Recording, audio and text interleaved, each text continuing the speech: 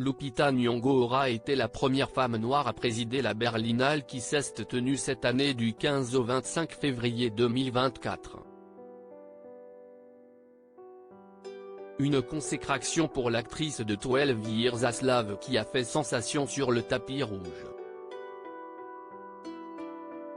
Samedi 24 février, un Français et une Franco-Sénégalaise ont notamment été récompensés à Berlin. L'une a remporté l'Ours d'Or alors que l'autre a reçu le prix du jury. Ce dimanche 25 février a pris fin la Berlinale 2024 lancée le 15 février dernier.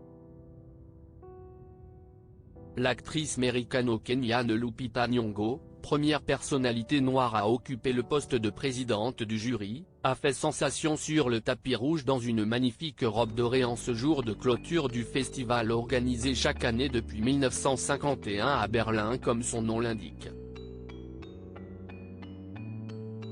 Samedi 24 février, le jury a sacré l'actrice franco-sénégalaise Mati Diop, de son temps convoitée Ours d'Or, pour son documentaire intitulé Dahomey sur la question, souvent compliquée, de la restitution par les anciennes puissances coloniales d'œuvres d'art volées en Afrique. Nous pouvons soit oublier le passé, une charge désagréable qui nous empêche d'évoluer, ou nous pouvons en prendre la responsabilité, l'utiliser pour avancer, a déclaré la réalisatrice en recevant son prix Avoir, notamment, cité l'intellectuel martiniquais Aimé Césaire.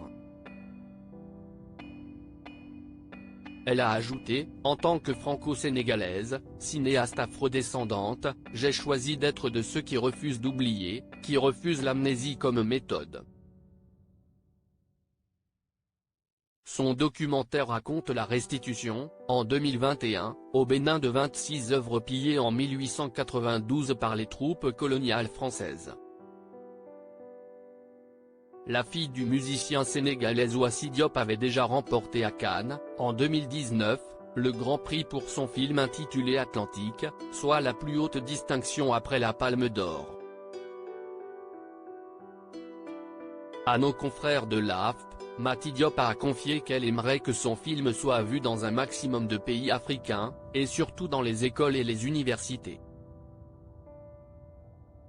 Avec Dahomey, Mati Diop succède au Français Nicolas Philibert, Ours d'Or en 2023.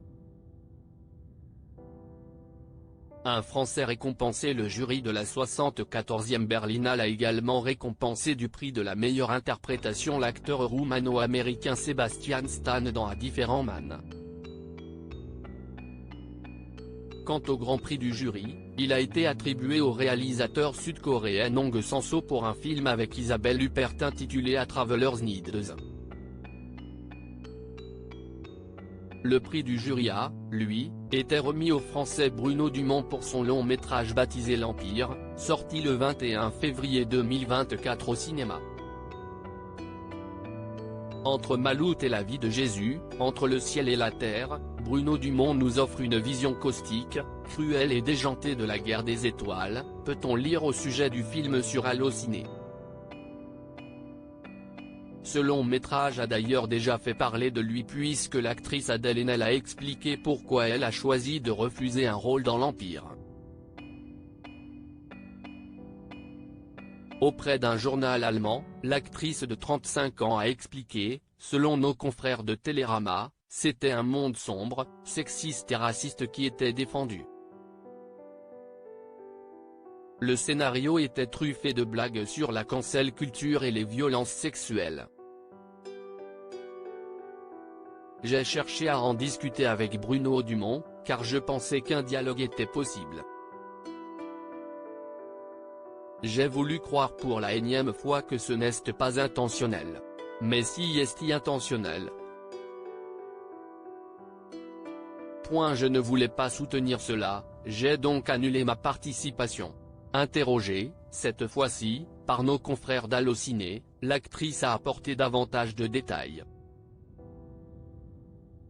Après un an, j'ai reçu le nouveau scénario où pas une ligne n'avait été changée, si est pourquoi je suis parti du projet. Il y a plusieurs personnes qui peuvent attester de cela, a-t-elle assuré.